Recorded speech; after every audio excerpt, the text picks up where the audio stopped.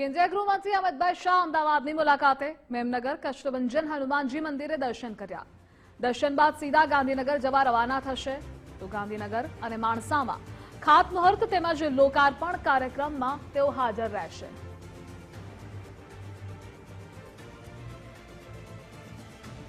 હનુમાનજી મંદિરે દર્શન કર્યા। દર્શન બાદ સીધા ગાંધીનગર જવા રવાના થવાના છે।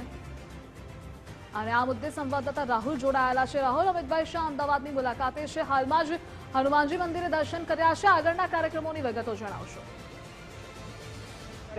દેશના ગૃહમંત્રી અમિત શાહ છે એ 2 દિવસ ગુજરાતના પ્રવાસે છે, ત્યારે આજે વહેલી સવારે જે જેમનો નિર્ધારિત કાર્યક્રમ હતો તે પહેલા મેમનગર કષ્ટભંજન મહાદેવજી મંદિર આવેલું છે સુભાષ ચોક ખાતે, ત્યાં દર્શન કરવા માટે પહોંચ્યા હતા।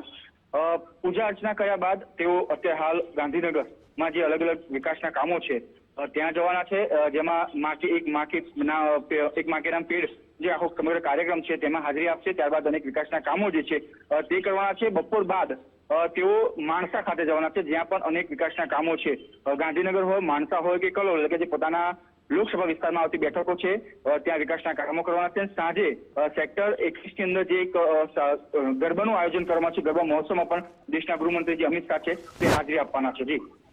જી રાહુલ, જોડાવા બદલ આભાર આપનો। કષ્ટભંજન હનુમાનજી મંદિરે તેમણે દર્શન કર્યા। આગળના કાર્યક્રમોમાં તેઓ હાજરી આપશે। લોકાર્પણ ખાતમુહૂર્તના અનેક કાર્યક્રમો છે। ગુજરાતની મુલાકાતે અમિત શાહ છે, તેમણે મેમનગર કષ્ટભંજન હનુમાનજી મંદિરે